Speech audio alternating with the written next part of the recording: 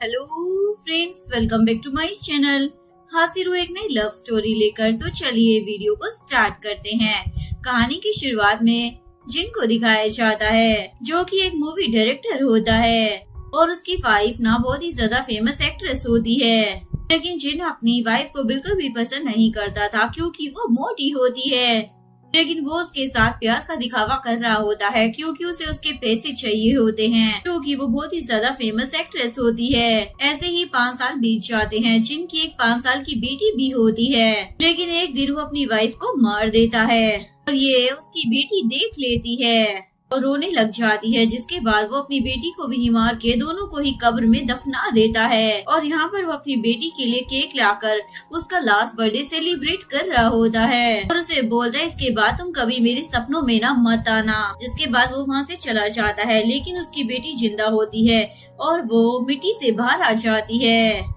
जिसके बाद कहानी कुछ साल आगे चली जाती है। जिनको दिखाया जाता है, जो कि इंटरटेनमेंट इंडस्ट्री का नंबर 1 डायरेक्टर बन चुका होता है और यहाँ पर बहुत सारी लड़कियां उसकी मूवी के लिए ऑडिशन देने के लिए आई होती हैं। सोच रही होती है, अगर इतने फेमस डायरेक्टर का स्टूडेंट बनने का मौका हमें मिल गया तो हम लोगों की तो किस्मत ही चमक जाएगी। जैसे ही जिन वहाँ पर आता है तो ये सभी लोग उसका वेलकम करने लग जाते हैं। तभी एक लड़की जिन के सामने गिर जाती है और वो उसे उठाने में हेल्प करता है। इस लड़की का नाम यूनसी होता है। वो जिन को अपना नाम बताने लग जाती है और मन में सोच रही होती है, मैं वही तुम्हारी बेटी हूँ जिसे तुमने 19 साल पहले गला दबा के मार दिया था। जिन उसे बोलता है, तुम तो बहुत ही ज्यादा ब्यूटीफुल हो, क्या तुम यहाँ पर ऑडिशन देने के लिए आई हो? यूनसी बोलती है, सर मैं ना आपकी बहुत ही बड़ी फैन हूँ और मैं यहाँ पर लीड रोल के ऑडिशन के लिए आई हूँ। जिन टाइम चेक करता है और उसे बोलता है, अभी थोड़ी देर में ही ऑडिशन स्टार्ट हो जाएगा, ब्रेक में आकर ना तुम मुझसे मिलना, हम इस बारे में जरूर बात करेंगे। ये बोलकर वो चला जाता है और यूनसी उसे हाँ बोल देती है। जिसके बाद सभी लोग उसके बारे में बात करने लग जाते हैं। ये लड़की कितनी ज्यादा चालाक है, डायरेक्टर के सामने जानबूझकर गिरने की एक्टिंग कर रही थी ताकि उनका अटेंशन ले सके। यूनसी सोचती है, मैंने तो सोचा भी नहीं था कि मुझे इससे रिवेंज लेने का मौका इतनी जल्दी मिल जाएगा। इसके बाद यूनसी अपना ऑडिशन देने के लिए जा रही होती है और सोचती है, मेरा दिल तो कर रहा है कि मैं आज ही उसे निपटा दूं। इसके बाद जिन वेट कर रहा होता है, तभी कोई लड़की उसके ऊपर चाकू मारने लगती है, लेकिन जिन उसे रोक लेता है और बोलता है, क्या तुम मुझे मारने वाली थी? ये लड़की जिन की गर्लफ्रेंड सोंग होती है। वो बोलती, अरे ये तो खिलौना है, मैं तो बस तुम्हारे साथ मजाक कर रही थी। वैसे तुम्हें क्या हो गया, तुम इतना ज्यादा क्यों डर गए थे? वो बोलता है, मैं ना तुम्हें आखिरी बार वार्न कर रहा हूँ, अगली बार मुझसे ऐसा मजाक कभी मत करना। जिसके बाद जिन यूनसी के बारे में सोचने लग जाता है। वो उसकी मूवी में लीड रोल करना चाहती है और ऑडिशन के लिए आई है। यहाँ पर यूनसी सोच रही होती है, ये तो मेरा फर्स्ट स्टेप है, तुम्हारा अटेंशन लेना ताकि तुम मुझे याद रख सको। धीरे धीरे कर मैं तुम्हारा मास्क हटा दूंगी और तुम्हारी रेपुटेशन की धज्जियां उड़ा दूंगी। तुम्हारा असली चेहरा देखने के बाद सभी लोग तुम्हारे खिलाफ हो जाएंगे। तभी वहाँ पर एक और लड़की की एंट्री हो जाती है और उसकी असिस्टेंट जो लड़कियां ऑडिशन देने आई थी उन सभी को बोल रही होती है, मैं तुम्हें 10 मिनट दे रही हूँ, तुम सभी यहाँ से निकल जाओ। एक्चुअली मेरी जिनकी दूसरी बेटी होती है और इसका नाम श्रावण होता है। सभी लड़कियां आपस में बात करने लग जाती हैं, ये तो डायरेक्टर की बेटी है और अगर ये हमारे साथ कॉम्पीट करेगी तो हमें थोड़ी चांस मिलेगा। ऑब्वियसली सी बात है, डायरेक्टर तो अपनी बेटी को ही चुनेगा और वैसे भी इस प्रोजेक्ट की इन्वेस्टर डायरेक्टर की वाइफ है, जो कि इस शहर की सबसे ज्यादा रिचेस्ट वुमेन है। तो आखिर हमारे ऑडिशन देने का क्या ही फायदा, सिलेक्ट तो इसी लड़की को किया जाएगा क्योंकि इसके डैड डायरेक्टर है और इसकी मॉम इन्वेस्टर। श्रावण सभी को बोलती है, तुम लोगों को क्या लगता है इस मूवी के लीड रोल के लिए तुम लोग अच्छे रहोगे? मेरे डैड की बेटी बनने के रोल के लिए अच्छा ही होगा कि तुम लोग ना चुपचाप यहाँ से चले जाओ। इसके बाद सभी लड़कियां वहाँ से चली जाती हैं और सिर्फ यूनसी वहाँ पर बैठी रहती है। श्रावण उसे चिल्लाकर बोलने लग जाती है, क्या तुम्हें सुनाई नहीं दिया, चुपचाप ना यहाँ से चली जाओ। जैसे ही वो यूनसी के पास आकर उसका चेहरा देखती है तो जेलस हो जाती है, ये तो बहुत ही ज्यादा ब्यूटीफुल है, यानी कि इसे ये रोल मिल सकता है। इसलिए वो अपने असिस्टेंट को बोलती है, मुझे ना इसका फेस पसंद नहीं आया, इस लड़की को तुरंत यहाँ से निकलवाओ। तभी यूनसी उसके पास आ जाती है और बोलती है, अच्छा तो तुम उसकी बेटी हो। तभी जिन बी रूम के बाहर आ जाता है और वो इन लोगों को देखने लग जाता है। उसकी गर्लफ्रेंड सोंग उसे बोलती है, तुम्हारी बेटी को लोग यहाँ पर बुली कर रहे हैं, क्या तुम उसकी हेल्प करने के लिए नहीं जाओगे? जिन बोलता है वो एंटरटेनमेंट इंडस्ट्री में पली बली है, अगर वो भी इतनी आसानी से बुली हो जाए तो ये मेरे लिए कितनी शर्म की बात है। देखो जरा इस नई लड़की ने कितनी आसानी से मेरी बेटी शावन को बुली कर दिया। वो बोल दिया अच्छा तो तुम्हें इस नई लड़की का फेस पसंद आया है। वो बोलता है तुम जेलस हो रही हो, फिक्र मत करो मेरे दिल में ना सिर्फ तुम ही हो। मैं उस लड़की को सिर्फ टैलेंट के तौर पर पसंद कर रहा हूँ ताकि अपनी मूवी में उसे लीड रोल के तौर पर ले सकूं। यहाँ पर शावन यूजी को बोल रही होती है हाँ मैं ही मिस्टर जिन की बेटी हूँ और मेरा नाम शावन है। यूजी अपने बचपन की बात याद करने लग जाती है। एक्चुअली में जब यूजी छोटी थी तो उसका नाम शावन ही था। वो याद करती है कि कैसे उसके डैड उसकी मोम के सामने बस एक्टिंग किया करते थे। यूजी को बहुत ही ज्यादा गुस्सा आता है और सोचती है मेरा नाम तुमने अपनी दूसरी बेटी को दे दिया। ये सोचकर वो उसके साथ बहुत ही ज्यादा बुरी तरीके से ट्रीट करती है और बोलती है तुम डिस्गस्टिंग हो। शावन उसे बोलती है क्या तुम पागल हो गई हो, चुपचाप से तुम इस ऑडिशन को ना छोड़कर चली जाओ वरना तुम्हारे लिए अच्छा नहीं होगा। ये बोलकर वो उसे चाटा मारने वाली होती है लेकिन यूजी उसका हाथ पकड़कर रोक लेती है और उसे पूछती है क्या तुम्हें पता भी है तुम्हारा नाम कहाँ से आया है। शावन बोलती है तुम्हारा क्या मतलब है। जिन भी ये बात सुन रहा होता है और सोच रहा होता है आखिर ये लड़की इस नाम पर इतना ज्यादा ध्यान क्यों दे रही है। तभी वहाँ पर मूवी का असिस्टेंट डायरेक्टर भी आ जाता है और जिन उसे ऑडिशन का काम संभालने का बोलकर वहाँ से चला जाता है। यूनसी शावन को अपने नाम के बारे में बताने जा ही रही होती है। तो असिस्टेंट डायरेक्टर हान वहाँ पर आकर शावन से पूछने लग जाता है क्या हुआ है। यूनसी उसे देखने लग जाती है। एक्चुअली में ये इंटरटेनमेंट इंडस्ट्री का सबसे यंग और फेमस डायरेक्टर होता है जिसने 3 साल पहले ही डेब्यू किया होता है। एक्चुअली में हान को एक्टिंग भी आती है और वो डायरेक्टर भी है और अब तक वो बहुत सारे अवार्ड भी जीत चुका होता है लेकिन वो सबके साथ काफी ज्यादा कूल रहता है, किसी से भी ज्यादा कांटेक्ट नहीं करता। शावन जल्दी से हान के पास आ जाती है। हान उससे पूछता है ऑडिशन के लिए बाकी लड़कियां कहाँ चली गई, सिर्फ तुम दोनों ही कैसे हो। शावन बताती है क्योंकि उन लड़कियों को नहीं लगा कि वो हमारे साथ ऑडिशन देने के लायक है इसलिए वो चली गई। हान बोले ठीक है फिर ऑडिशन के लिए चलो। तभी शावन की असिस्टेंट यूनजी को रोक लेती है और जाने ही नहीं देती। यूनजी हान को आवाज देती है और बोलती है डायरेक्टर हान मुझे भी ऑडिशन देना है। तो हान उसे भी साथ चलने को बोलता है। शावन हान से पूछने लग जाती है आखिर तुमने इसे क्यों चुन लिया और वो उसे बात करने के लिए चली जाती है। यहाँ पर यूनसी सोच रही होती है मेरी प्यारी बहन इस फीमेल लीड का रोल तो मैं लेकर ही रहूंगी। सीन में ऑडिशन स्टार्ट हो जाता है। इन लोगों को सीन बताया जाता है। मूवी की हीरोइन को अपने डैड की बेटी का रोल प्ले करना है जो अपने डैड से अपनी ही मोम के खून का रिवेंज लेना चाहती है। सबसे पहले ऑडिशन की बारी शावन की होती है लेकिन वो बिल्कुल भी अच्छी एक्टिंग नहीं कर पाती। लेकिन कुछ तो ऐसे हो रही होती है जैसे उसने झंडे गाड़ दिए हैं और ये रोल उसे ही मिलेगा। क्योंकि उसे बोल दिया तुमने ना बहुत ही ज्यादा बेकार एक्टिंग की थी। शावन को तो गुस्सा आ जाता है तुम होती कौन हो मेरी एक्टिंग की बुराई करने वाली। इवन वो तो उसके ऊपर हाथ उठाने जा रही होती है। तभी हान जल्दी से स्टाफ को भेज देता है। स्टाफ मेंबर बोलता है नेक्स्ट ऑडिशन की बारी यूनजी की है। यूनजी के साथ पार्टिसिपेट करने के लिए कोई भी उसकी हेल्प करने के लिए तैयार नहीं होता क्योंकि सभी सोच रहे होते हैं जो इसकी हेल्प करेगा वो शावन से पंगा लेगा। शावन तो बहुत ही ज्यादा खुश हो रही होती है। यूनसी बोलती है तुम लोग ना गलत सोच रहे हो, ऐसा नहीं है कि कोई भी मेरे पास नहीं है। ये बोलकर वो हान की तरफ देखने लग जाती है। तभी शावन उसके पास आकर बोलती है सोचना भी मत कि हान तुम्हारी एक्टिंग में हेल्प करेगा, ऐसा हो ही नहीं सकता है। वो मेरा ना फ्यूचर हस्बैंड है, मेरे डैड ने उसे मेरे लिए चुना है। तभी वहाँ पर जिन आ जाता है और यूनसी को बोलता है मैं तुम्हारा एक्टिंग पार्टनर बनने के लिए तैयार हूँ। यूनसी तो बहुत ही ज्यादा खुश हो जाती है। अरे वाह एक्टिंग के लिए असली डैड आ गए। वैसे मैंने अपनी ऑडिशन की तैयारी स्पेशली आपके लिए ही तो की है। सभी लोग बातें करने लग जाते हैं। मिस्टर जिन एक न्यू कमर के साथ एक्टिंग करने के लिए तैयार हैं। शावन चिल्लाने लग जाती है डैड आखिर ये है कौन जो आप इसके साथ एक्टिंग करने के लिए तैयार हो गए। जिन बोलता है मैंने तुम्हें कितनी बार समझाया है कि तुम कम बोला करो और दूसरों के मैटर में मत इन्वॉल्व हुआ करो। शावन गुस्सा होकर वहाँ से चली जाती है और जिन यूनसी को बोलता है देखो हम फिर से मिल गए। यूनसी तो खुश होने की एक्टिंग करने लग जाती है। सर मुझे तो यकीन ही नहीं हो रहा है कि मैं आपके साथ एक्टिंग करने वाली हूँ। ऑडिशन स्टार्ट हो जाता है। जिन यूनसी का गला दबाते हुए बोल रहा होता है आखिर तुमने मुझे धोखा क्यों दिया। तो वो भी एक्टिंग करते हुए बोलने लग जाती है सर मैंने आपको कोई धोखा नहीं दिया है। एक्चुअली में मेरे पास कोई चॉइस नहीं थी इसे करने के अलावा। लेकिन फिर हंसने लग जाती है और बोलती है, तुम्हें क्या लगता है मैं तुम्हारे करीब क्यों आई थी, तुम्हारा अटेंशन हासिल क्यों किया था? क्या सिर्फ इसलिए क्योंकि मुझे तुम्हारी मूवी में रोल चाहिए था, या फिर तुम्हारे पैसे चाहिए थे? नहीं, इनमें से मुझे कुछ भी नहीं चाहिए था। मैं तो बस तुमसे रिवेंज लेने आई थी और मेरा मकसद बस यही है कि तुम मर जाओ। तुम भूल कैसे सकते हो कि तुमने अपने हाथों से अपनी वाइफ को मारा था और फिर अपनी बेटी को भी मारने की कोशिश की थी। जिन बोलता है, यानी कि तुम वो हो? ह्योंजी बोलती, हाँ तुमने एकदम सही समझा, मैं तुम्हारी बेटी हूँ जिसे तुमने मार दिया था।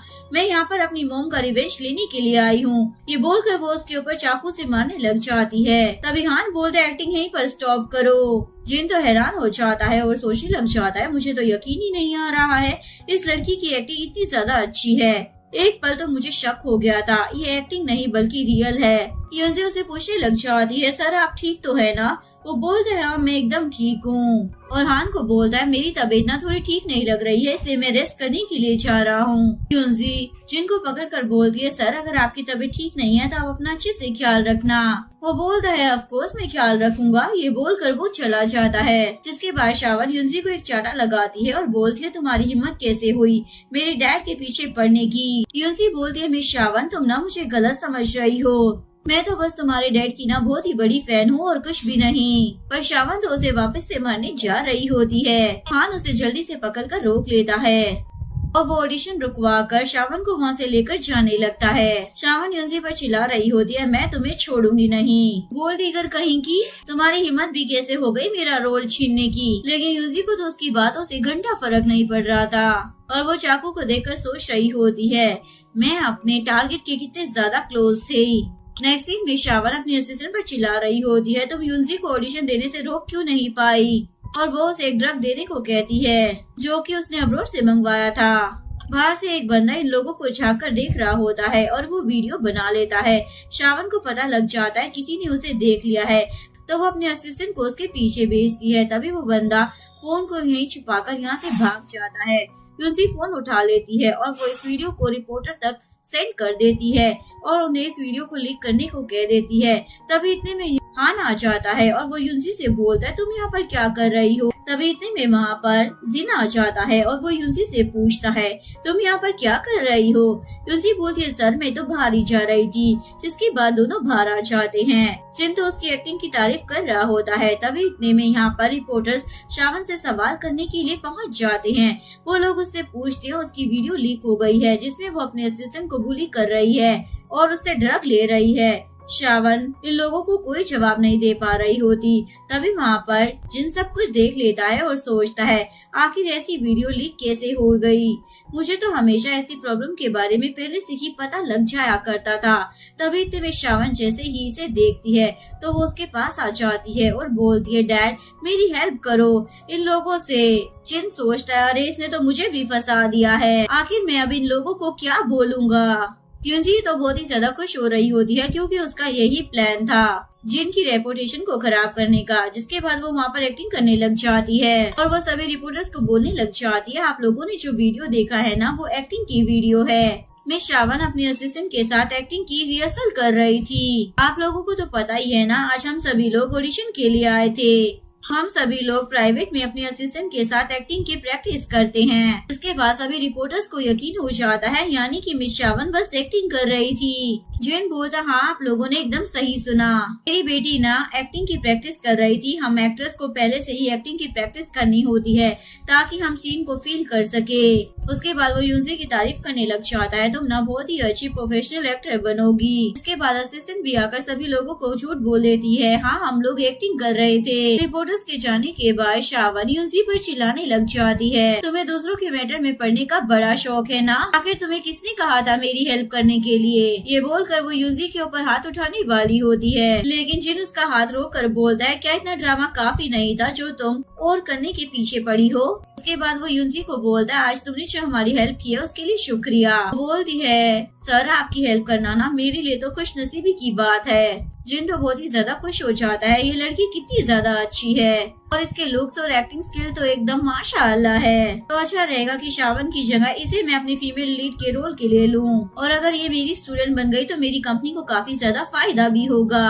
यूनजी सोचती है किसी स्कैंडल से इसकी रेपुटेशन खराब करने से अच्छा है कि मैं इस मौके को यूज करूं और इसका अटेंशन अपनी तरफ कर लूं, ताकि इसके पास रहकर मैं इसे आसानी से रिवेंज ले सकूं। इसके बाद यूनजी जिन की कार में बैठकर जा रही होती है और उसे बोलती है, थैंक यू सर मुझे मेरे घर छोड़ने के लिए। जिन बोलता है, तुम मेरी फैन हो और आज तुमने मेरी मदद भी की है, तो ये तो मेरा फर्ज बनता है ना कि मैं तुम्हें सेफली आज घर पहुँचाऊं। यूनजी ने उसे घर का लोकेशन जो बताया था वो रिमोट एरिया में जा रहा होता है और ये एक सुनसान इलाके में कार रोकने के लिए बोल देती है और बताती है, मेरा घर ना यहीं पर ही है, मेरी मॉम मेरा वेट कर रही होगी। जिसके बाद यूनजी जल्दी से कार से निकलती है। ये भी इसे छोड़ने के लिए कार से बाहर आ जाता है और उसे पूछने लग जाता है, कहीं हम लोग किसी गलत जगह पर तो नहीं आ गए हैं ना? आखिर कोई ऐसी जगह पर कैसे रह सकता है? तभी जिन देखता है यूनजी तो वहाँ पर है ही नहीं। वो तो काफी ज्यादा शॉक हो जाता है और आस पास देखने लग जाता है। तभी उसे अपनी वाइफ दिखने लग जाती है। इसके बाद वो डरने लग जाता है कि वो अपना बदला लेने के लिए इसे मारने वाली है। यूनजी ये सारा इल्यूजन क्रिएट कर रही होती है अपनी मोम का वीडियो चलाकर। इसके बाद यूनजी अपने घर पर होती है और हान उसके साथ ही होता है और उसे पूछता है, तुमने मुझे बिना बताए ये सब कुछ क्यों किया? यूनजी बोलती है, क्योंकि अभी मुझे बस उसे डराना था, इसीलिए मैंने ये सब किया।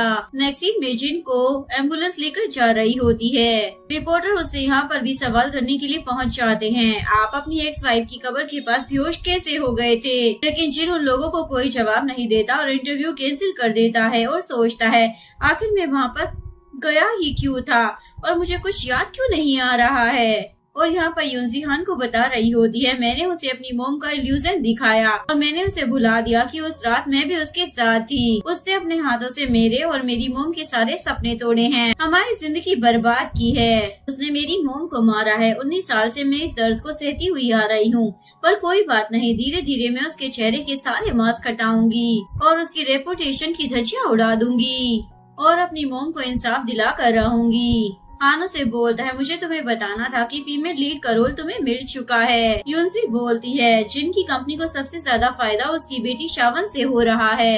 अगर उसका करियर खराब हो गया ना तो जिन भी कुछ नहीं कर पाएगा, उसकी कंपनी बर्बाद हो जाएगी। नेक्स्ट डे शावन अपने डेड पर चिल्ला रही होती है, डैड आप ऐसा कैसे कर सकते हैं? मैं आपकी बेटी हूँ तो आपको फीमेल लीड का रोल मुझे ही देना चाहिए था ना?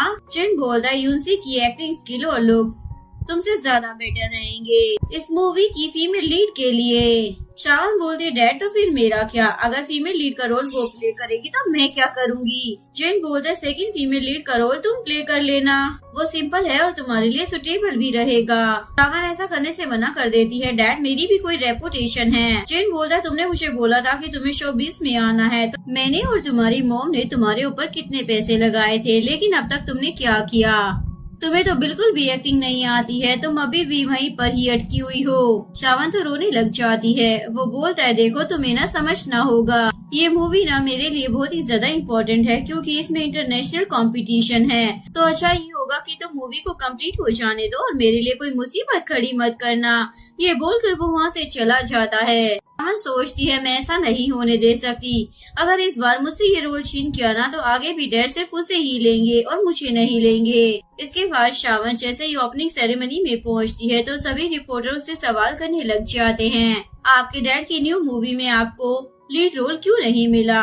लेकिन शावन इसका कोई जवाब नहीं देती और वहाँ से चली जाती है और वो अपने असिस्टेंट को बोलती है, मैंने तुम्हें जो काम बोला था वो तुमने किया या नहीं? मुझे उस यूनजी का फेस बिल्कुल भी पसंद नहीं है, उसे डिस्ट्रॉय कर दो।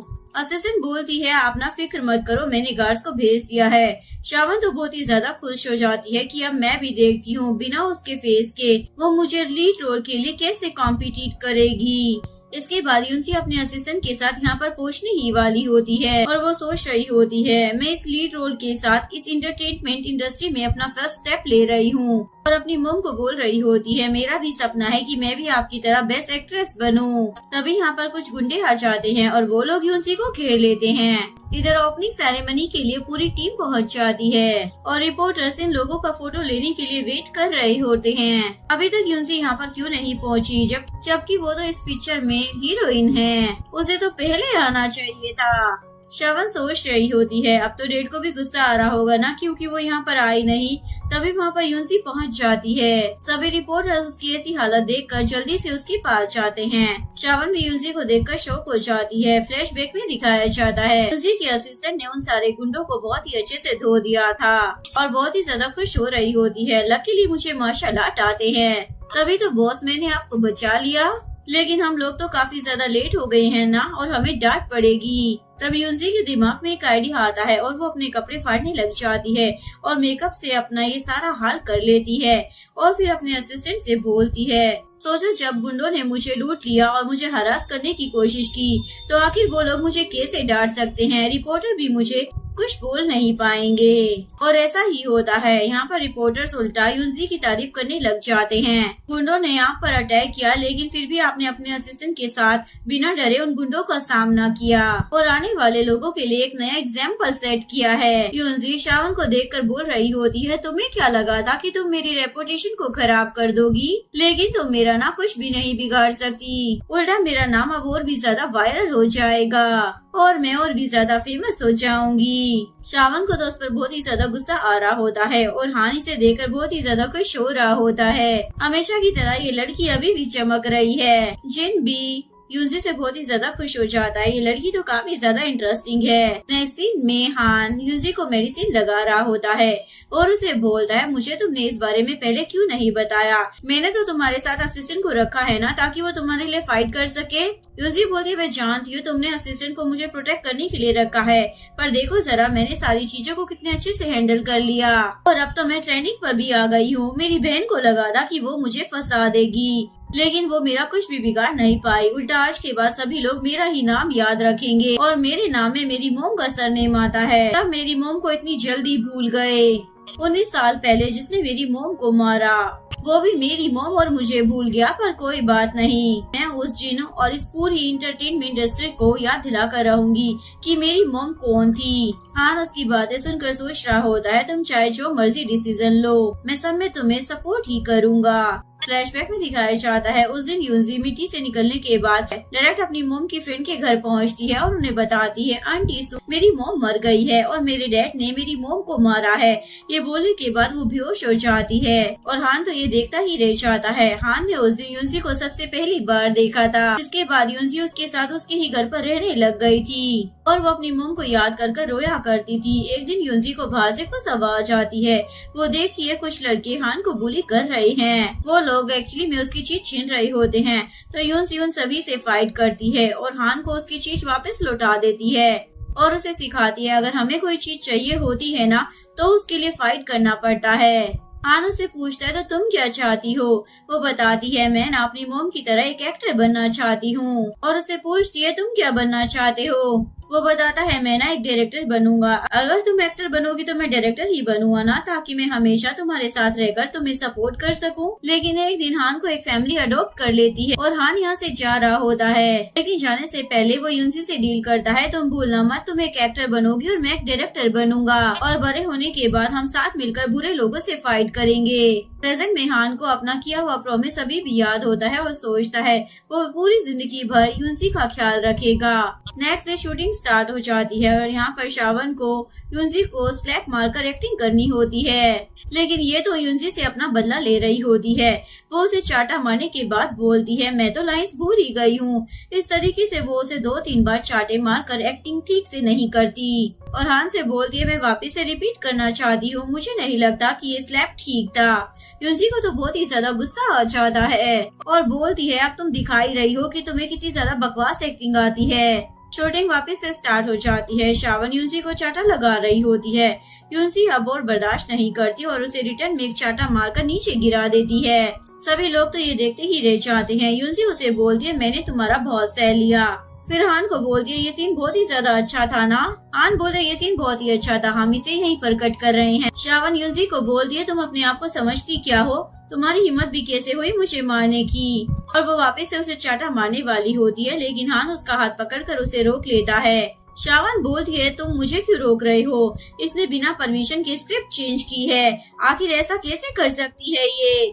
हान बोलता है डायरेक्टर मैं हूँ और जो स्क्रिप्ट में चेंज हुआ है वो अच्छा है। और उसके बाद हान सभी को बोलता है आज के लिए इतना काफी है, बाकी की शूटिंग कल करेंगे। शावन बोलती है तुम मेरी तारीफ नहीं कर रहे बल्कि इस चुड़ैल की तारीफ कर रहे हो। लेकिन हान तो उसे इग्नोर कर जाने लगता है। शावन उसके पीछे जाती है और बोलती है तुम मुझे क्लियरली एक्सप्लेन करो आखिर तुम इसकी हेल्प क्यों कर रहे हो। एक्चुअली में ये सब यूनजी का प्लान होता है। उसने जानबूझकर शावन से इतनी ज्यादा मार खाई होती है ताकि उसके चेहरे पर निशान बन जाए और फिर वो जानबूझकर जिन के सामने जाकर उसे ये निशान दिखा देती है। वो उसे पूछता है क्या शावन ने तुम्हें बुली किया है। वो बोलती है बिल्कुल भी नहीं, शावन तो मेरे साथ एक्टिंग की प्रैक्टिस कर रही थी और मेरी एक्टिंग स्किल्स को इम्प्रूव कर रही थी, वो मुझे बुली थोड़ी करेगी। जिन बोल रहे तुम कितनी ज्यादा अच्छी हो और सेंसिबल भी हो, तुम्हारी एक्टिंग और मैंने तुम्हारा शूट देखा था, तुमने बहुत ही अच्छे से एक्टिंग की है। वो बोलती है मैं ना आपकी बहुत ही बड़ी फैन हूँ, आप मेरे रोल मॉडल हो, मैंने आपसे ही तो एक्टिंग सीखी है। जिन उसकी बातों में आ जाता है और खुश हो जाता है कि सच में फैंस अपने रोल मॉडल से ही तो सब कुछ सीखते हैं। मैं बहुत ही ज्यादा अच्छी एक्टिंग करता हूँ तभी तो इसने भी मुझसे सीख ली। तभी हान और शावन यहाँ पर आ रहे होते हैं। हान यहाँ पर खड़ा होकर इन लोगों को देख रहा होता है तो शावन भी यूनजी को अपने डैड से बातें करते हुए देख लेती है और सोचती है कि ये मेरे डैड के लिए आई है, ये मेरे डैड की फेवरेट बनकर मेरे डैड को ना मुझसे छीनना चाहती है। यूजी तो उसे ऐसा देखकर बहुत ही ज्यादा खुश हो जाती है। अच्छा है तुम और भी ज्यादा जेलस हो क्योंकि जेलसी में इंसान अपना कंट्रोल खो देता है। नेक्स्ट सीन में शावन को यूजी को खूब मारना होता है लेकिन वो तो अपने गुस्से में उसे मार रही होती है। इवन एक्टिंग तो बिल्कुल भी नहीं कर रही होती है। हान सीन कट कर चिल्लाने लग जाता है तुम क्या एक्ट कर रही हो, तुम्हारे इमोशन बिल्कुल भी नजर नहीं आ रहे हैं, एक्टिंग नहीं आती है तो अपने घर पर जाओ, यहाँ पर रहकर हमारा टाइम वेस्ट मत करो। शावन जिन को बोलती है देखो डैडी मुझ पर चिल्ला रहा है। जिन बोलता है हान ने ना बिल्कुल सही कहा है, तुम्हें अपनी एक्टिंग स्किल को ना इम्प्रूव करने की जरूरत है। उसके बाद वो यूनजी से पूछता है क्या तुम बिल्कुल ठीक हो, अगर नहीं हो तो चलो मैं तुम्हें हॉस्पिटल लेकर चलता हूँ। यूनजी बोलती है सर मैं बिल्कुल ठीक हूँ, बस रेस्ट करूंगी और वापस से ठीक हो जाऊंगी। उसके बाद वो बेचारी बन्नी की एक्टिंग करते हुए वहाँ से चली जाती है। यहाँ पर सभी लोग शावन के बारे में बुराई करने लग जाते हैं। पता नहीं अपने आप को क्या समझती है, डायरेक्टर की बेटी है तो सभी न्यू कमर्स को बुली करती रहती है। शावन इन लोगों को देख लेती है तो वो सभी लोग इससे डर के वहाँ से चले जाते हैं। हान से बोलता है लगता है यूनजी तुम्हारे डैड की फेवरेट बन चुकी है और अब तुम्हारे डैड उसे ही अपनी स्टूडेंट बनाएंगे। एक्चुअली में हान उसे ऐसा बोलकर प्रोवोक कर रहा होता है और वहाँ से चला जाता है और वो सच में गुस्से में आ जाती है और सोच लेती है मैं इस यूनजी को छोड़ूंगी नहीं। नेक्स्ट सीन में शावन यूनजी से बदला लेने के लिए उसे स्विमिंग पूल में गिराने का सोचती है और अपने असिस्टेंट को बोलती है तुम डर क्यों रही हो, उसे स्विमिंग आती है, मैं तो बस उसे सबक सिखाना चाहती हूँ। इसके बाद जैसे ही शूटिंग स्टार्ट हो जाती है तो इस सीन में शावन यूनजी को बोलती है मैं अपने डैड की बेटी हूँ तो आखिर तुम मेरे और मेरे डैड के बीच में क्यों आ रही हो और उनकी फेवरेट बनने की कोशिश क्यों कर रही हो। यूनजी उसे बोलती है तुम्हें क्या लगता है कि तुम अपने डैड की इकलौती बेटी हो, ऐसा नहीं है, मैं भी उनकी बेटी हूँ। ये लाइन सुनकर शावन तो शॉक हो जाती है, स्क्रिप्ट में तो ये लाइन थी ही नहीं। इसके बाद सभी लोग सोचते हैं यूनजी ने स्क्रिप्ट को मजेदार बनाने के लिए उसमें चेंजेस किए हैं। इसके बाद यूनजी शावन को प्रवोक करने लग जाती है तुम्हारे अंदर ना बिल्कुल भी दिमाग नहीं है, इसीलिए तुम्हारे डैड ने तुम्हारी जगह मुझे चुना है। शावन को तो बहुत ही ज्यादा गुस्सा आ जाता है और वो उसे पानी में धक्का दे देती है। हान जल्दी से उसे बचाने के लिए बाहर निकालता है और शावन ये देखकर डर जाती है क्या सच में उसने उसे मार दिया है। हान तो उसे गुस्से में देखने लग जाता है। जिसके बाद सभी रिपोर्टर शावन से इस बारे में सवाल पूछने के लिए पहुंच जाते हैं। आपको लीड रोल नहीं मिला इसीलिए आप यूनजी को सेट पर परेशान कर रही थी ना। लेकिन शावन उन लोगों को इग्नोर कर वहाँ से चली जाती है। दूसरी तरफ हान यूनजी से मिलने के लिए हॉस्पिटल में आता है और उस पर चिल्लाने लग जाता है तुम्हें पता भी है तुमने जो हरकत की है इसकी वजह से तुम ऑलमोस्ट मर सकती थी, तुम्हें स्विमिंग ही नहीं आती है लेकिन फिर भी तुमने शावन को प्रवोक किया ताकि वो तुम्हें पानी में गिरा दे। यूनजी बोलती है मैंने जो भी किया उसका रिजल्ट ना बहुत ही ज्यादा अच्छा आया। सभी लोग इंटरनेट पर शावन की बुराई कर रहे हैं। इवन उसके पुराने बुली वाले इंसिडेंट भी सबके सामने आ रहे हैं और सबको उसकी असलियत दिख रही है। सारी चीजें हमारे प्लान के हिसाब से चल रही है तो सब अच्छा ही है ना। हान बोलता है तुम्हें मालूम है ना मैं तुम्हारी कितनी ज्यादा फिक्र करता हूँ लेकिन फिर भी तुम एडवांस में मुझे कुछ नहीं बताती और अपने मन की चीजें करती हो, आखिर ऐसा क्यों। यूनजी बोलती है मैं तुम्हें इसलिए नहीं बताती हूँ क्योंकि मुझे पहले से पता था कि तुम इसके लिए नहीं मानोगे। तुम हमेशा मुझे बस रोकने का ही काम करते हो, मेरे प्लान के बीच में रुकावट बनते हो। ये सुनकर हान को तो बहुत ही ज्यादा बुरा लगता है। वो बोलता है मैं तुम्हारी रुकावट हूँ? इतने सालों से मैंने तुम्हारे लिए जो कुछ भी किया वो तुम्हारे लिए कुछ भी नहीं है। तुम अच्छे तरीके से जानती हो कि मेरे लिए तुम कितनी ज्यादा इम्पोर्टेंट हो। तुम मुझे बताती तो नहीं हो, लेकिन तुम जानती हो कि मैं तुम्हें बचाने के लिए किसी भी हद तक जा सकता हूँ। मैं अच्छे से जानता हूँ तुम्हें मेरी फीलिंग्स की कोई पड़ी नहीं है। यूजी बोलती है मैंने जो भी चीजें की है ना वो जल्द से जल्द अपना मकसद पूरा करने के लिए किया है। हान बोलता है तुम सारी चीजें ना बस अपने मकसद के लिए करती हो और मुझे भी अपने प्लान में बस यूज ही कर रही हो। वो बोलती है तुमने एकदम सही कहा, मैं बस तुम्हें अपने प्लान के लिए यूज कर रही हूँ। दूसरी तरफ जिन शावन को समझा रहा होता है तुम्हारी वजह से इंटरनेट पर सब तुम्हारे बारे में क्या क्या कह रहे हैं और मेरे बारे में भी, इसलिए तुम्हें पब्लिकली यूजी से ना माफी मांगनी पड़ेगी। लेकिन शावन मना कर देती है, डैड मैं उस लड़की से माफी नहीं मांगने वाली। जिन बोलता है तुम अपने डैड की बात मान लो वरना तुम्हारी रेपुटेशन और भी ज्यादा खराब हो जाएगी। तभी असिस्टेंट आकर बताती है बहुत सारे इन्वेस्टर आपकी कंपनी के साथ कॉन्ट्रैक्ट खत्म करना चाहते हैं क्योंकि शावन की वजह से बहुत ही ज्यादा नेगेटिव न्यूज फैल गई है। वो लोग अपने नुकसान से डर रहे हैं। जिसके बाद जिन शावन को बोलता है अब तो तुम्हें माफी मांगनी ही पड़ेगी, नहीं तो मेरी पूरी कंपनी बर्बाद हो जाएगी। इसके बाद शावन यूजी से माफी मांगने के लिए हॉस्पिटल पहुंच जाती है और बोलती है मेरे डैड ने मुझे यहाँ तुमसे माफी मांगने के लिए भेजा है, लेकिन मैं तुमसे माफी नहीं मांगना चाहती हूँ। डैड ने कहा है अभी कुछ दिनों बाद हम लोग एक शो में जाएंगे और वहाँ पर हम ऐसे दिखाएंगे कि हमारे बीच में कोई झगड़ा नहीं हुआ है और हमारे बीच में सब कुछ सॉल्व हो गया है। यूजी बोलती है तुम्हें क्या लगता है इस शो के बाद तुम्हारी इमेज अच्छी हो जाएगी? बिल्कुल भी नहीं। शावन बोलती है मुझे पता था तुम कोई बीमार नहीं हो, बस एक्टिंग कर रही हो। यूसी बोलती है ऑफ कोर्स मैं बीमार नहीं हूँ, लेकिन अगर मैं एक्टिंग ना करती तो लोग तुम्हारे बारे में बुराई कैसे करते और तुम मुझसे पर्सनली यहाँ पर माफी मांगने कैसे आती। अब देखो मैं तुम्हारे साथ शो में जाने के लिए तैयार हूँ, लेकिन तुम्हारी वजह से बिल्कुल भी नहीं, तुम्हारे डैड की वजह से। वो बोलती अब तुम देखना कैसे मैं डैड को और सभी को तुम्हारे असली रंग दिखाऊंगी। ये बोलकर शावन तो वहाँ से चली जाती है। तभी वहाँ पर यूजी की असिस्टेंट आ जाती है और उससे पूछने लग जाती है शावन को सारा सच क्यों बता दिया कि आपने उसे जानबूझकर फंसाया है और आप उसके साथ शो में जाने के लिए तैयार क्यों हो गई। यूजी बोलती है मैंने ना उसे जानबूझकर प्रोवोक किया है। अब जब हम दोनों शो में जाएंगे तो वो जरूर ऐसी हरकतें करेगी जिससे सभी को पता चल जाएगा कि वो मेरे साथ झगड़े को सुलटाना नहीं चाहती है। और मेरा दूसरा आइडिया ये था कि ये शो का आइडिया ना जिन का है और उसकी नजरों में मैं ना उसकी बहुत ही अच्छी फैन हूँ, तो मैं उसकी बात मानकर उसे ऐसे दिखा रही हूँ कि मैं उसकी सारी बातें मानती हूँ। सभी को लग रहा है शो के होने के बाद सब कुछ ठीक हो जाएगा, लेकिन उन्हें क्या पता है शो के बाद ही सारी प्रॉब्लम शुरू हो जाएगी। इसके बाद ये लोग शो के लिए पहुंच जाते हैं। यूजी देखती है लेकिन हान वहाँ पर नहीं आया है और सोचने लग जाती है लगता है वो मेरी वजह से अभी भी सैड है। दूसरी तरफ हान यूजी से गुस्सा होता है, लेकिन वो सोचता है मैंने उसकी जिम्मेदारी लेने का फैसला लिया था, इसलिए मैं उसे हर हाल में प्रोटेक्ट करूंगा।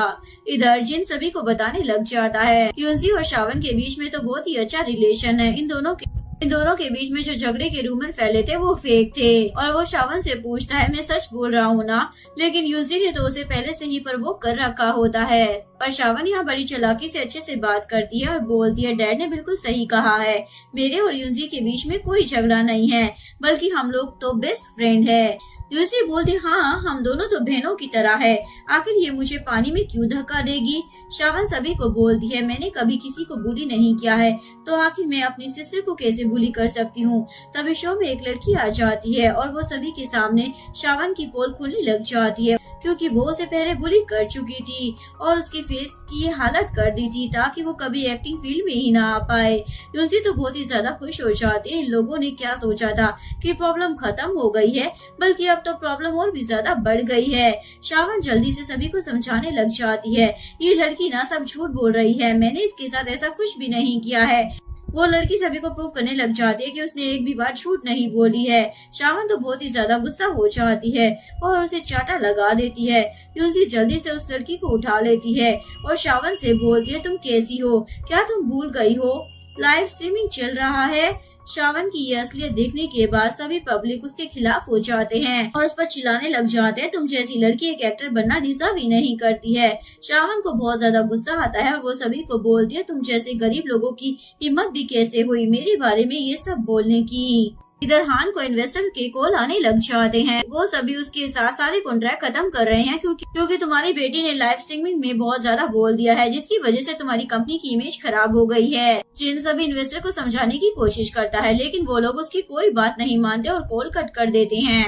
इसके बाद होस्ट जिन से इस बारे में सवाल पूछने लग जाती है। आप अपनी बेटी के बुलिंग इंसिडेंट के बारे में क्या बोलना चाहते हैं? शावन उसे डैड बोलकर देखने लग जाती है। जिन जवाब देने के लिए आगे बढ़ता है। ये देख कर यूनसी सोचती है, इसने अपनी एक बेटी को तो मार ही दिया था, मैं देखती हूँ कि ये अपनी दूसरी बेटी के लिए क्या करेगा। शावन उसे बोलती है, प्लीज डैड मेरी हेल्प करो, लेकिन वो तो उसे एक चाटा धर देता है और बोलता है तुम मेरी बेटी नहीं हो बल्कि यूनसी मेरी असली बेटी है। शावन बोलती है, डैड आप ये क्या बोल रहे हो, आपकी बेटी मैं हूँ। जिन सभी को बोलने लग जाता है, यूनसी जैसी टैलेंटेड और एक अच्छे दिल वाली लड़की की मेरी बेटी बनना डिजर्व करती है। जिसके बाद जिन सभी से शावन की जगह माफी मांगने लग जाता है। मैंने अपनी बेटी को अच्छे संस्कार नहीं दिए, उसके लिए मैं आप सभी लोगों से माफी मांगना चाहता हूँ, लेकिन मैं अनाउंस करना चाहता हूँ कि अब से मैं इसका बाप नहीं और ना ये मेरी बेटी है। शावन तो ये सुनकर बहुत ही ज्यादा शौक हो जाती है, डैड आप मुझे कैसे छोड़ सकते हैं? लेकिन जिन तो उसकी बातों पर ध्यान ही नहीं देता और बोल रहा होता है, ऐसी बुली लड़की को मैं कभी अपनी बेटी मान ही नहीं सकता। ये सुनने के बाद यूनसी सोचती है, ये बंदा तो अभी भी नहीं बदला है, अभी भी पहले की तरह ही है। शावन जिन से बोलने लग जाती है, डैड आपका यहाँ पर डिसीजन नहीं चलेगा, वो मेरी इन्वेस्टर है और वो आपकी भी इन्वेस्टर है और वो इस बात के लिए कभी नहीं मानेगी। उसके बाद शावन यूनसी को भी वॉर्न करती है, देखना मेरी मॉम ना तुम्हें छोड़ेगी नहीं। लेकिन तभी उसकी असिस्टेंट उसे जल्दी से वहाँ से लेकर चली जाती है। इसके बाद सभी लोग जिनकी तारीफ करने लग जाते हैं, ये कोई बुरा बंदा नहीं है। इसके बाद जिन यूनसी का हाथ पकड़कर सभी के सामने अनाउंस करता है, मैं इसे अपने स्टूडेंट बना रहा हूँ और अपने मन में सोचता है अभी यही मेरे पैसों का पेड़ है। शावन तो चली गई, अब मैं इसका ही इस्तेमाल कर कर पैसे कमाऊंगा। यूनसी बोलती है, थैंक यू सर, आपने मुझ पर इतना ज्यादा यकीन किया, मैं आपको कभी भी डिसअपॉइंट नहीं करूंगी। और अपने मन में सोच रही होती है, एक दिन ना इसे बहुत ही बड़ा पछतावा होगा। इसके बाद यूनसी हान से मिलने के लिए टेरेस पर जाती है। उससे पूछती है, आज जो पर्सन शो में आई थी उसे तुमने ही भेजा था ना? वो बोलता, हाँ मैंने शावन के बारे में पता किया, उस लड़की को यहाँ पर बुली किया गया था। यूनसी पूछती है, तुम तो मुझसे गुस्सा थे ना?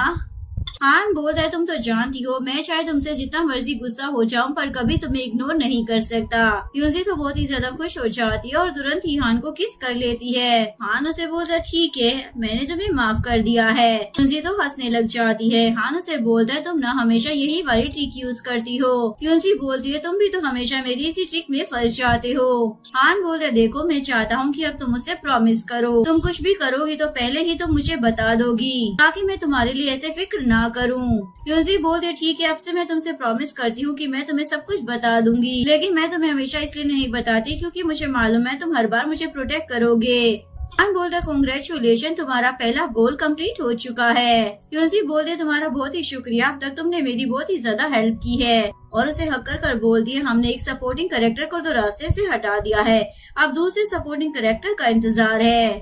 और यूनसी जिसके बारे में बात कर रही होती है वो और कोई नहीं बल्कि जिनकी दूसरी वाइफ है, उसका नाम राव होता है। वो यहाँ पर यूनसी की शो में आ जाती है और सभी पब्लिक के सामने उसे बोलने लग जाती है, तुम्हारी हिम्मत कैसे हुई, तुमने मेरी बेटी को नुकसान पहुँचाया और मेरे हस्बैंड के साथ उसका रिश्ता खराब कर दिया, मैं तुम्हें छोड़ूंगी नहीं। यूनसी बताती है, एक्चुअली मैं राव ना एक रिच फैमिली से बिलोंग करती है और ये मेरे डैड जिनकी बहुत ही बड़ी लॉयल फैन थी। जब जिन ने उसकी मॉम को मार दिया था तो बाद में उसने इस लड़की से शादी कर ली थी क्योंकि ये उसे पसंद करती थी और इसके पास बहुत सारा पैसा था, इसलिए जिन ने पैसे के लालच में इससे शादी कर ली ताकि वो इससे अपनी कंपनी में इन्वेस्ट करा सके। और आज जिन के पास जो भी पैसे हैं वो इसी की वजह से है। यूनसी अपने मन में सोचती है, मेरा दूसरा गोल ये है कि मुझे राव को जिन से दूर करना होगा, तभी तो जिन को लॉस होगा और मैं उसे आसानी से हरा पाऊंगी। राव उस पर चिल्लाने लग जाती है, तुमने मेरी बेटी को मेरे हस्बैंड के थ्रू अब्रॉड भिजवा दिया और मेरी बेटी का लीड रोल भी तुमने छीन लिया, तुम कितनी ज्यादा खराब हो। यूनसी बोल दिया, मिस राव आपकी बेटी जो अब्रॉड चली गई है उसका इंजाम ना आप मेरे ऊपर नहीं डाल सकती हो, आपकी बेटी ने जो कुछ भी किया है उसे उसकी सजा मिली है। वो बोलती है, मैं ना तुम्हें छोड़ूंगी नहीं, तुमने मेरी बेटी को नुकसान पहुँचाया है। यूनसी बोलती है, पहले आप ध्यान से देखो ये कितना बड़ा प्रेस कॉन्फ्रेंस है। राव बोलते तुम तो जानती हो ना मैं कितनी ज्यादा रईस हूँ। मैं यहाँ पर सभी लोगों का मुंह बंद करवा सकती हूँ, कोई भी मेरे खिलाफ कुछ भी नहीं बोलेगा। और आज मैं अपनी बेटी का बदला तुमसे लेकर रहूंगी और तुम्हारा फेस खराब कर कर ही रहूंगी। तभी वहाँ पर यूनसी के असिस्टेंट उनहान आ जाते हैं और यूनसी की रस्सी खोल कर उसे आजाद कर देते हैं। तभी जिन भी वहाँ पर पहुँच जाता है और राव पर चिल्लाने लग जाता है, तुम यहाँ पर क्या कर रही हो? राव बोलती है, मैं बस अपनी बेटी का बदला इससे लेने के लिए आई थी। जिन उसे बोलता है, तुम तो मेरे इतने सालों की मेहनत खराब कर दोगी। जिसके बाद वो पब्लिक को झूठ बोलने लग जाता है। आज का परफॉर्मेंस आप लोगों को कैसा लगा? मैंने अपनी लीड रोल और अपनी वाइफ को आज एक्टिंग करने के लिए बोला था और ये आप लोगों के लिए बहुत ही बड़ा सरप्राइज था। आप लोगों को लग रहा होगा कि ये सब कुछ रियल था, लेकिन ये रियल नहीं था, ये सब एक्टिंग थी। आज का प्रेस कॉन्फ्रेंस अच्छा बनाने के लिए और सभी को इस बात पर यकीन हो जाता है। अभी जिन अनाउंस कर देता है, मैं यूनसी को गोद ले रहा हूँ, अब से वो मेरी बेटी है।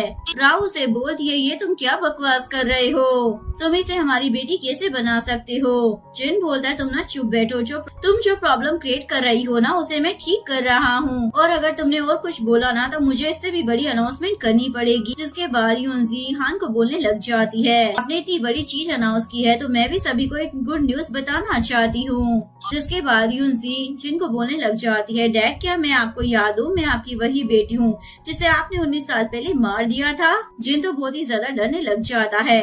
यूनसी बोलती है, डैड आप इतने ज्यादा क्रूर कैसे हो सकते हो? आपने मेरा गला दबा दिया था। तभी यहाँ पर जल्दी से हान आ जाता है और वो सभी को बताता है कि यूनसी ना एक्टिंग कर रही है। ये वाला पार्ट हमारी मूवी का हिस्सा था। जिन भी उसकी बातों पर यकीन कर लेता है और वो सभी पब्लिक को बोलता है, हमें यकीन है कि आप लोगों को हमारी मूवी बहुत ही ज्यादा पसंद आएगी। और आज का प्रेस कॉन्फ्रेंस यहीं पर एंड होता है। तभी वहाँ पर जिन की गर्लफ्रेंड सोंग आ जाती है। वो उसे पूछता है, तुम यहाँ पर क्या कर रही हो? जल्दी से यहाँ से जाओ।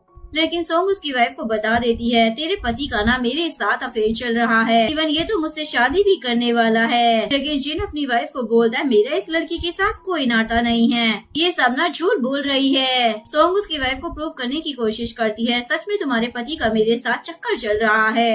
लेकिन राव उसकी बातों पर यकीन ही नहीं करती और बोलती है, मुझे ना अपने पति पर पूरा यकीन है, वो कभी भी मुझे धोखा नहीं दे सकता। प्रेस कॉन्फ्रेंस के बाद सोंग और यूनसी बाहर मिलते हैं। एक्चुअली में सोंग को यहाँ पर यूनसी ने ही भेजा था उसकी वाइफ के सामने उसकी असलियत खोलने के लिए, ताकि उसकी वाइफ के दिल में जिनके खिलाफ शक पैदा हो जाए। घर आने के बाद जिनकी वाइफ उससे पूछने लग जाती है, आगे तुम्हारा कितनी लड़कियों के साथ चक्कर चल रहा है मुझे बता दो। लेकिन जिन तो उल्टा उसे ही मार देता है और बोलता है, भूल गई हो कि तुमने आज प्रेस कॉन्फ्रेंस में क्या किया था? लेकिन फिर अचानक से उसे अच्छे से ट्रीट करने लग जाता है। वाइफ तुम्हें वो सब हरकतें नहीं करनी चाहिए थी, मेरी इतनी सालों की मेहनत ना तुम खराब कर रही थी।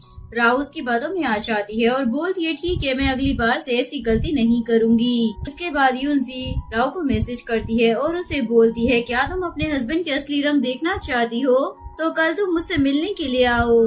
नेक्स्ट डे वो उसे बाहर बुलाकर जिनकी बातें सुनाती है। वो अपने लॉयर से बात कर रहा होता है, मैं अपनी वाइफ को ना बिल्कुल भी पसंद नहीं करता, मैंने बस उससे पैसों के लिए शादी की है ताकि मुझे इन्वेस्टमेंट मिलती रहे। एक बार जब मेरा काम हो जाएगा तो मैं उसे भी छोड़ दूंगा। ये जानने के बाद वो तो काफी ज्यादा शौक हो जाती है और मैसेज करने लग जाती है, आखिर तुम कौन हो, मेरे सामने आओ। यूनसी उसे मिलने के लिए आ जाती है और वो उसे जिन की सारी फोटोज भी दिखा देती है, उसका कितनी सारी लड़कियों के साथ अफेयर चल रहा है। राव से पूछती है, आखिर तुम हो कौन और जिन से ये सब बदला क्यों लेना चाहती हो। इसके बाद वो उसे अपनी मोम की कब्र के पास लेकर आ जाती है और उसे अपनी मोम के बारे में सब कुछ बताने लग जाती है। जिन मेरा डैड है और उसने मेरी मोम को मारा है, उसने तो मुझे भी मारने की कोशिश की थी लेकिन मेरी जान बच गई थी। तुम्हें क्या लगता है वो तुमसे प्यार करता है? बिल्कुल भी नहीं, एक दिन अपना फायदा निकलने के बाद वो तुम्हें भी मार देगा, पर शायद वो तुम्हें मारेगा नहीं क्योंकि तुम रिच हो और वो तुमसे डरता है। राव तो रोने लग जाती है, तुम एकदम सही कह रही हो, वो एकदम अच्छा पति नहीं है, उसने मुझे आज तक अच्छे से ट्रीट नहीं किया है। इसके बाद राव यूनसी की हेल्प करने के लिए मान जाती है। इसके बाद वो जिन से डिवोर्स लेती है और उसकी कंपनी से अपनी सारी इन्वेस्टमेंट भी निकाल लेती है। रिपोर्टर्स को जिन के बारे में जैसे ये बात पता चलती है तो वो लोग उसे सवाल करने के लिए आ जाते हैं, आखिर उसने ऐसा क्या किया जो उसकी वाइफ ने उसके साथ डिवोर्स ले लिया। लेकिन ये इन लोगों को कोई जवाब नहीं देता। उसके बाद वो पैसों के लिए युनजी को कॉल कर उसे एक क्लाइंट को बेच देता है। लेकिन इन लोगों ने युनजी को कोई पाउडर दे दिया था जिसकी वजह से वो बेहोश हो जाती है। लेकिन हान टाइम पर आ जाता है और युनजी को बचा लेता है। इसके बाद युनजी जिन के पास आती है और उस पर चिल्लाने लग जाती है, तुम मुझे ऐसे कैसे बेच सकते थे, मैं तो तुम्हें अपना रोल मॉडल मानती थी। वो उस पर चिल्लाने लग जाता है, तुम अपने आप को समझती क्या हो, अगर तुम इस इंडस्ट्री में आई हो ना तो तुम्हें पैसों के लिए ये सब कुछ करना ही पड़ेगा। एक्चुअली में युनजी ये सारी बातें रिकॉर्ड कर रही होती है। उसके बाद वो अपने प्लान के हिसाब से उसे इंजेक्शन देकर बेहोश कर देती है और इसे अपने पुराने घर में लेकर आ जाती है जहाँ पर वो अपनी मोम और इसके साथ रहा करती थी और उसे बताती है, मैं तुम्हारी वही बेटी हूँ जिसने देख लिया था कि तुमने अपनी वाइफ को कैसे मारा था। युनजी उसे अपनी मोम के बारे में याद दिलाकर काफी ज्यादा डरा देती है और उसे बोलती है, डरो मत, मैं तुम्हें मारूंगी नहीं क्योंकि मेरी मोम ये कभी नहीं चाहेगी और वैसे भी मुझे तुम्हारे खिलाफ सारे एविडेंस तो मिल ही गए हैं। उसके बाद जिन को जेल हो जाती है। नेक्स्ट सीन में युनजी को बेस्ट एक्ट्रेस का अवार्ड मिल रहा होता है। वो तो बहुत ही ज्यादा खुश होती है और पब्लिक में अपनी और हान की शादी के बारे में अनाउंस कर देती है। इसके बाद वो सभी के सामने उसे प्रपोज भी कर देती है। हान तो बहुत ही ज्यादा खुश हो जाता है। जिसके बाद युनजी सभी को अपनी मोम के बारे में बताती है। आप लोगों को पता लग ही गया होगा, मेरी मोम को मेरे डैड ने मारा था और अब उन्हें उनकी सजा मिल गई है। मेरी मोम की विश पूरी हो गई है, मैंने उन्हें इंसाफ दिला दिया है। इसके बाद युनजी अपनी मोम को याद कर रही होती है और यहीं पर इस कहानी का डी एंड हो जाता है। अगर आपको वीडियो अच्छी लगी हो तो प्लीज वीडियो को लाइक करें, चैनल को सब्सक्राइब करें, न्यू अपडेट्स के लिए बेल आइकन का बटन प्रेस करें। मिलते हैं नेक्स्ट वीडियो के साथ, तब तक के लिए सारांगे, बाय बाय।